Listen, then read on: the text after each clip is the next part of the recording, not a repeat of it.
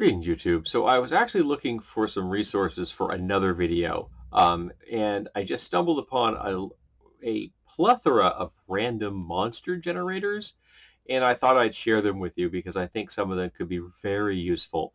There's from the very simple to very generic to mythological, and ones that are very specific to like a D&D type setting. So one of the first ones I encountered was one that is it creates a list of monsters from films. So if you hit generate, what do I get? Um, I'm getting Calibos from Clash of the Titans, the Pale Man, Ghoulies, the Balrog from Lord of the Rings, Dracula from the 1992 version of Bram Stoker's Dracula, and Ymir, 20 million miles to Earth from 1957. I don't think I have that one on. I gotta see if that's on Blu-ray with commentary. That would be pretty darn cool. I'm gonna keep that up there so I don't lose it.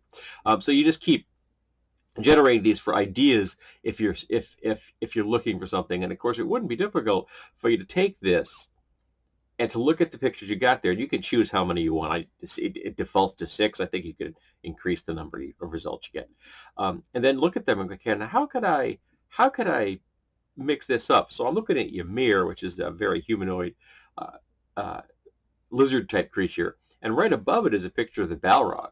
So if you can kind of combine those two creatures, so it's a humanish scale, but it's elemental fire, maybe not obvious like the Balrog at first, but maybe it's got a breath weapon, or it gets angry and it's got little flames in its eyes or something. So you could very easily take what's on that page and kind of mash them together, or even just use a die like this and say, okay, this is the main build, and this is the main form, and then I'm going to supplement it with one other thing, that kind of thing. Okay, next one we've got is a similar concept where it's going to give you images, and this one is from uh, mythological creature generate. And so what do we got? It gives you, again, it's giving you some nice images. And we have Kiwak from Abenaki mythology that looks like a very large skeletal creature with antlers, which is kind of spiffy. Then we have the Typhon from Greek mythology, which is actually showing you a picture of a historical vase, which is nice. We have the Mapingauri from Brazilian mythology, which looks like a giant sloth, bipedal sloth, which is a very evocative image. I got to look that up. It's there. Ape-like giant sloth. Yeah, I kind of like that one. That's a good picture. I'm going to see if I can find who the artist is. Then we have the Long Ma, which is Chinese mythology, which is a winged horse, like that had scales of a dragon. So yeah, it's kind of like the Chirin. And we have the classical hippocampus. That's been in a lot of high fantasy games. That's not a lot. And hellhounds, which also have been in numerous high fantasy settings, and as well as ones that are vaguely based on our mythology. You're doing Greek mythology, having hellhounds and a couple of these things in there would be perfectly acceptable. I'm going to leave that image up there because I want to look up the Brazilian mythology. That's a very cool looking creature. Now we have one here which generates truly random, in the sense that it gives you size, diet, body, travel, legs, emojis, which I thought was kind of cute, ideas, and colors, and you can roll each of these individual traits, or you can just hit the button at the bottom, which is called Creatureify. So hit that one, and I get a super small creature, which is omnivorous. It's an aquatic body type, so it can walk and swim, so it can go both on land and water. It has 8 legs. The emojis, I don't really care about the emojis. And then it gives you 3 ideas to work with. It can make vegetables through its feet, which is an intriguing concept. The idea that this creature comes out of the ocean, and when it walks, it's leaving plants behind. Now, this is a great creation myth. This is an awesome creation myth. Now, for the creation myth to probably work better, you want it to have be larger than super small. You might want to have it be super huge. It's like one of the first creatures, like godlike demi-being, like shoot, the Titan. That's what I'm thinking of. Like more like a Titan that rises from the ocean. It's got 8 legs and as it walks across the land, and behind it, it's leaving these islands of plants, which then, of course, become biomes, and they connect, and they come in. It is what started life on the surface of the world. That's cool. Next, we have it. They are cold-blooded. Okay, it's ocean. That's not a lot shocking. It is pointy. That's just funny. And then at the bottom, they give you a color palette, which I think is kind of nice, going from dark to light. Suggestions on what you might want to have this thing look like. So if I'm looking at this and it's almost a black purple. You could say its body. The next one is it's more of a traditional purple, and I'm a big fan of purple. I mean, it's my favorite color. So I might treat the creatures like a purple body, and then they've got some nice oranges and yellows in there, so it's highlighted with like scales, or maybe its eyes or something, and its claws are the really dark, almost black purple, and that's what it chung chung. And then this again, this is just completely random. I just came up with this idea. This is the kind of thing that can really help somebody who is in a pinch.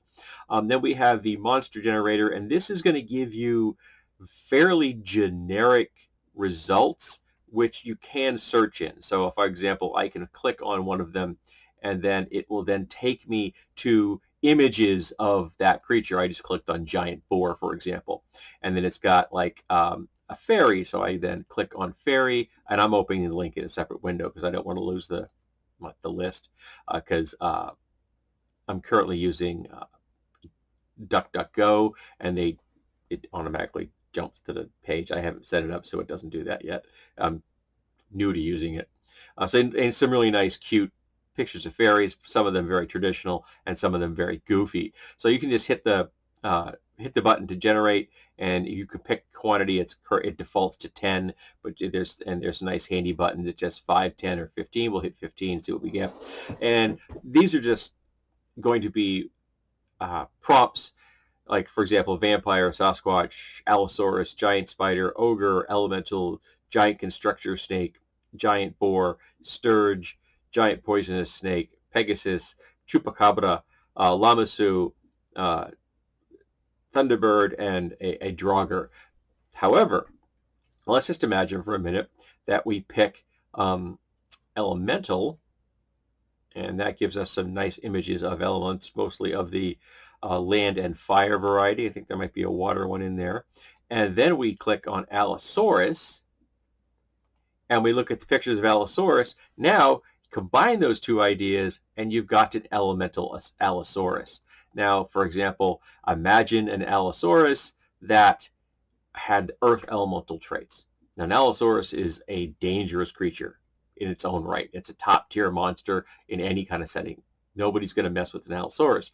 But you throw in the fact that it has now got elemental aspects, so it's got heavier armor, it's going to be slower, maybe not have as many attacks, but it could very well have attacks based on the elemental power of earth, and that's often associated with acid, which I think is weird because that's not an energy type.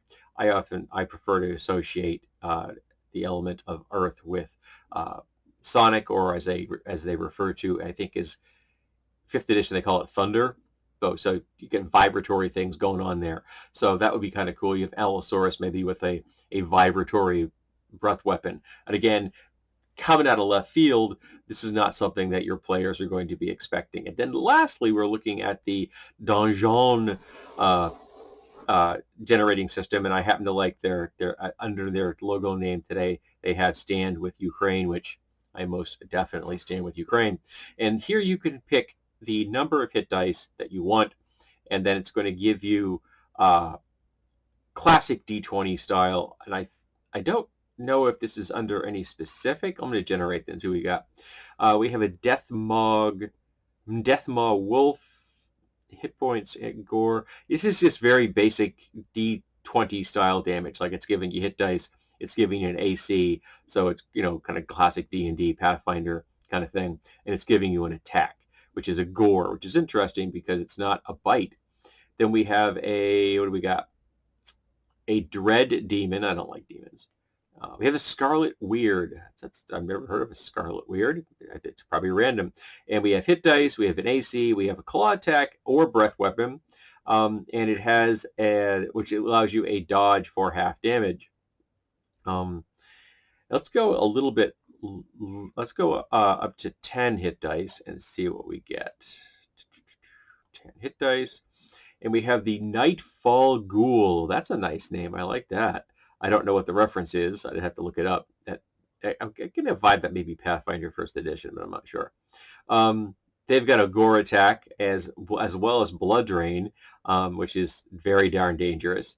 We have an Eldritch Hellion. I don't know what a Hellion is, but it's got a slam attack or tentacles. Oh, I like tentacles.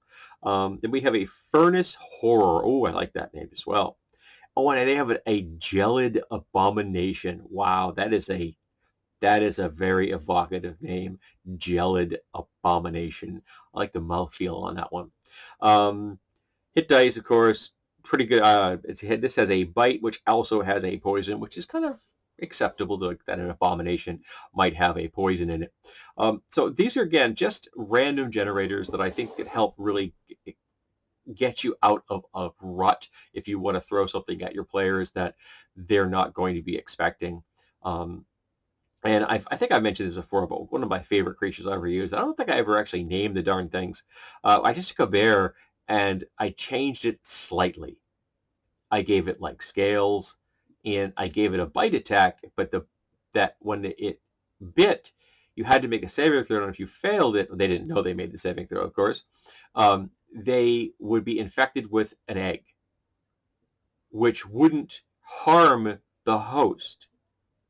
It would go through your system, it would use your nutrients, and then you'd just poop it out, and then that would then gestate into another one of these things. That's how they bred. They didn't breed conventionally. They bred through infection. So they were a very large scale, essentially a disease. So the player characters would go into an area where these things had been active and defeat them, but like villagers or even the party members themselves had been infected, and then there would be another instance of these creatures. And it took them a while to figure out, was, why do these things keep popping up? They keep popping up because you're pooping them out, literally. So that's a very simple thing. It didn't look like a bear. I made it more humanoid slightly, but I used the bear stats, just bumped the AC up, I think, 2 points, and then the rest was just flavor, essentially. But that was out of left field. They didn't know what they were facing. And that's what you need to do sometimes.